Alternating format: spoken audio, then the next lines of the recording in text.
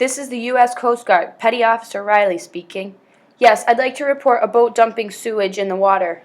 What's the name of the vessel? It's called the Coral Queen. The gambling boat at the Muleman Marina? That's right.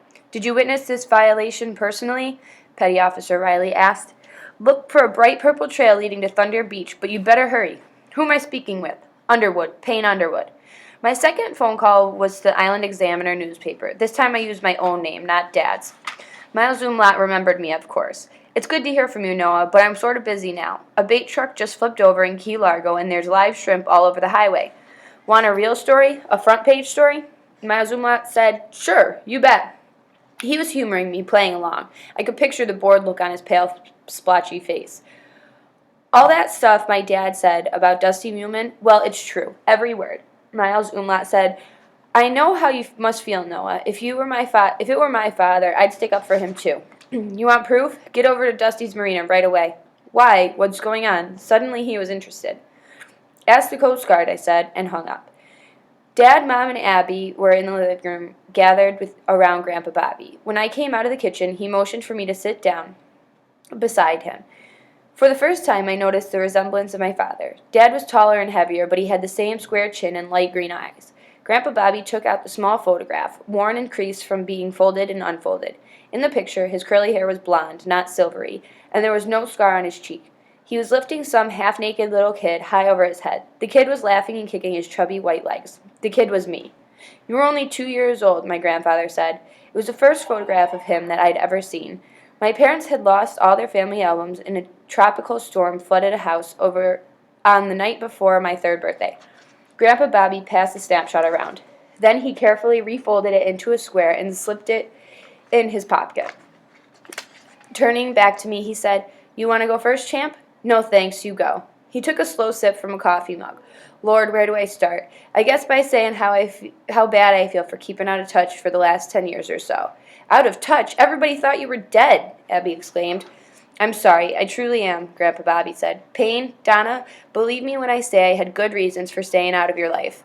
I could tell Mom and Dad were glad to have Grandpa Bobby back, but they were also kind of dazed and quiet. My sister wasn't dazed at all. Since she'd never met him, he had disappeared before she was born. It's not a happy story, he began. One day, a man came along and he said he needed a captain to make a couple of trips down to South America. The money was right, and I didn't ask many questions. Wasn't like I didn't know what to ask. I just chose not to. Anyways, the first run went fine. No problems with the second run either. But the third time, oh man. Were you smuggling drugs? I asked. Even Abby seemed shocked to hear me say it. No, champ. I've got no fondness for doppers. It was stones, Grandpa Bobby said.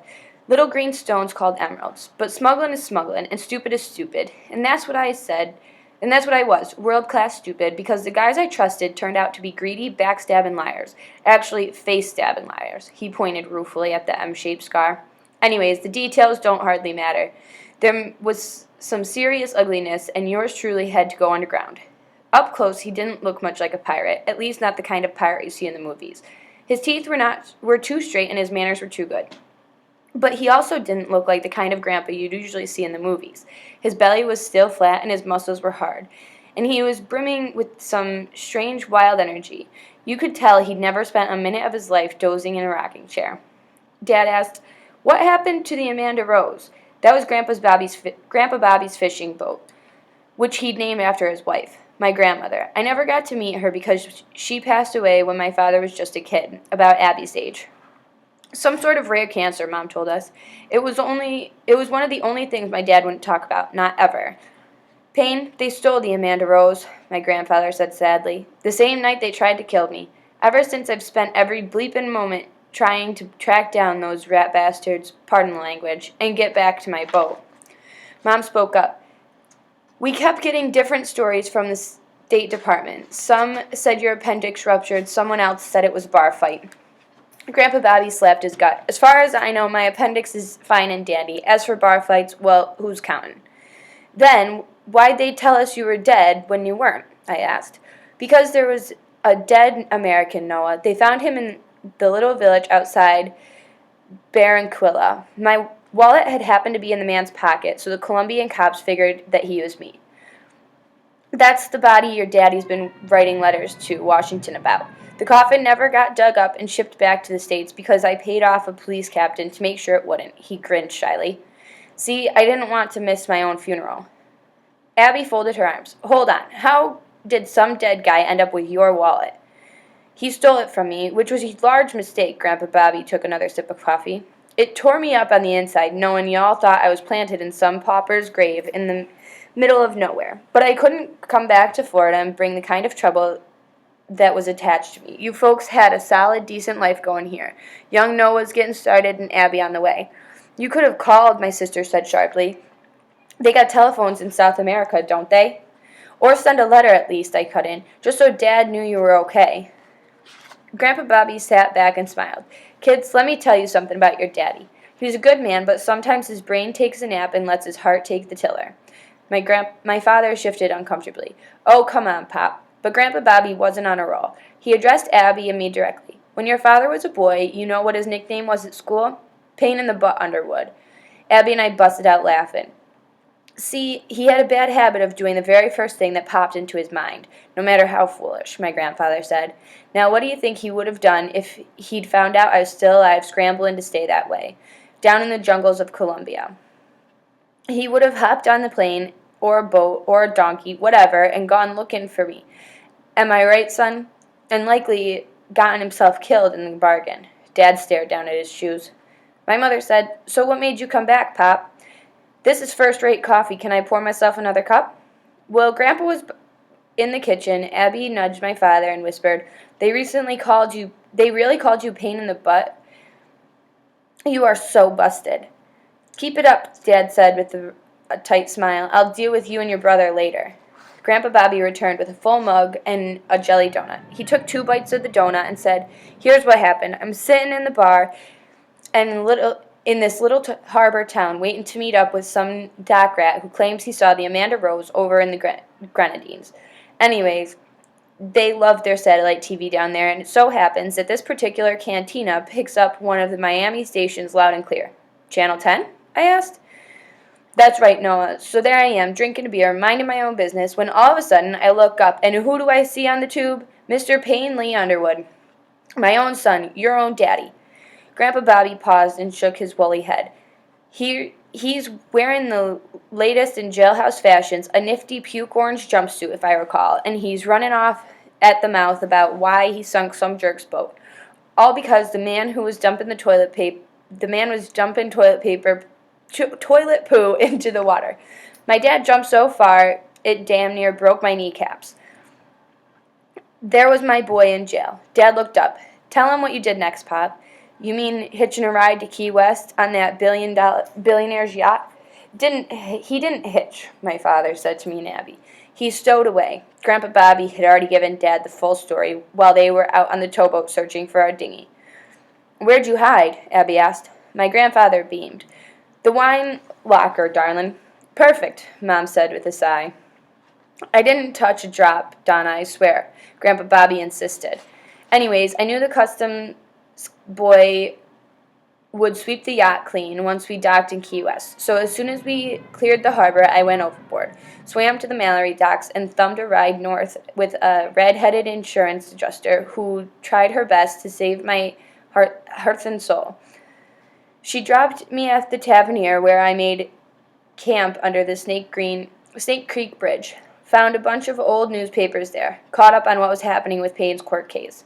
Why'd you start tailing me and Abby? I asked. Just a hunch, grandfather said. In one of those papers, it was a story where they quoted you, Noah, talking about your father. You remember that? Hey, it wasn't my idea. I shot a sour look at Dad. Well, you came off like a bright, sensible young fella. Still, I couldn't help thinking that you were just a little too much like your daddy and granddaddy. You wouldn't sit still and let this Mormon creep get away with trashing our family name. Not to mention the Atlantic Ocean. Grandpa Bobby winked and then inhaled the rest of his donut. So I decided to keep an eye on you and Miss Abby just in case you tried something crazy. Thank goodness you did, Mom said. My grandfather told us he'd been laying low during the day, fishing in the headline under the bridge. After sunset, he'd hide out in the marina, waiting for us to make a move. Hiding where? I asked. Last night it was the tuna tower of Big Bertram, he said. Abby was delighted. I hid there too. I even got a video. It was long ways up, Grandpa Bobby said, but a short trip down. That bald ape never knew what hit him. His name's Luno, I said. I don't care if his name is Mildred. I won't be sending him a get-well card. Grandpa Bobby paused to finish his coffee. Dad picked up the story. Mom and I got home from the movies around 12:30. When we saw your beds were empty, we knew right away where you'd gone. She wanted to call the sheriff, but I said no way. I've had enough of their hospitality. So we hopped in the pickup, peeled out of the driveway, and there he was, larger than life. In the middle of the road, Mom said. No shirt, no shoes, dripping with sweat. Flailing his arms and running straight at us, Dad said. My old man. What'd you do? I asked. I turned very calmly to your mother and said, either that's a ghost or the government's given us some bad information. Grandpa Bobby said he planned to keep this visit a secret until he saw me and Abby escape in the blue dinghy. The engine on that thing sounded like a bucket of nails in the blender. I knew the kids wouldn't get very far, he said, so I ran and fetched your folks. Wait a minute. You would have gone all the way back to South America without even saying hello? Abby was steaming. Without even letting us know you were alive? That's horrible. My grandfather sat forward and took one of her hands. Now listen here, Tiger. All those years, there wasn't a day that went by that I didn't want to pick up the phone and call your daddy. Missed him more than I could ever put into words. But it would have been wrong to drag him into the middle of my situation, which was deadly serious. So my plan was to sneak into the Keys on a sly and see what I might do behind the scenes. I brought along some cash for bail, lawyers, bribes, whatever. There was plenty more in a lockbox up in Hellendale, though I hear your Aunt Sandy and Uncle Dell already helped themselves, Dad said. We don't need any money. Grandpa Bobby raised one silvery eyebrow. Really? Since when did you win the lottery? We'll be fine, Mom said warmly, but thank you, Pop. He smiled. I understand. Well, I don't, my sister grumbled, and snatched her hand away from my grandfather. Know what I think? I think you're a big Abby. Knock it off, I said. He saved our lives. Not quite, said Grandpa Bobby. Some private plane spotted your dinghy and called in the location. Your daddy had his VHF radio dialed to the Coast Guard's channel. Turns out we were the only 3 miles away, so we beat the coasties no sweat. Your daddy is the one who knew where to search. I went along for the ride is all. No, I'm not talking about the rescue. I'm talking about what happened on the docks, about Luno and the gun. My mom went stiff. What gun? The guy was going to waste us, Abby burst out. I mean, we were history. Then Noah dived on top of me, and then she nodded toward Grandpa Bobby. He jumped to the goon and took the pistol away. Immediately, I was sorry that I brought it up. My mom's face had gone white. He tried to kill you? She looked at Grandpa Bobby. Is that true? He tried to kill the children? Donna, it was a flare gun. He probably wanted to scare them, he probably wanted to scare the you-know-what out of them, my grandfather said. Just a flare gun? Abby sounded disappointed.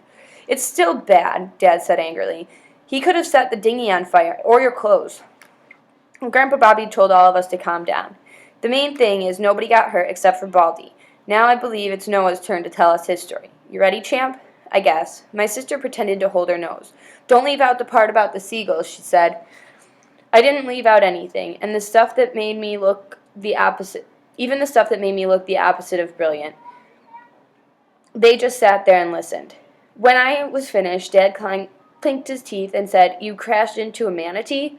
Then Mom said, Who's this Shelley person? And Abby said, The mermaid's bathroom? You perv. Then Grandpa Bobby stood up and took the chain from around his neck. He placed it in a hand and said, You earned it, Noah. The gold coin on the end of the chain was heavier than any coin I'd ever held. I couldn't believe he was giving it to me. It once belonged to the Queen of Spain, he said, about 400 years ago. Where'd you get it? Dad asked. Won it in a dice game, or maybe it was poker. Grandpa Bobby shrugged as if he honestly couldn't remember. Come on, troops, let's go for a ride. Where to? I asked. Thunder Beach, he said. Where else?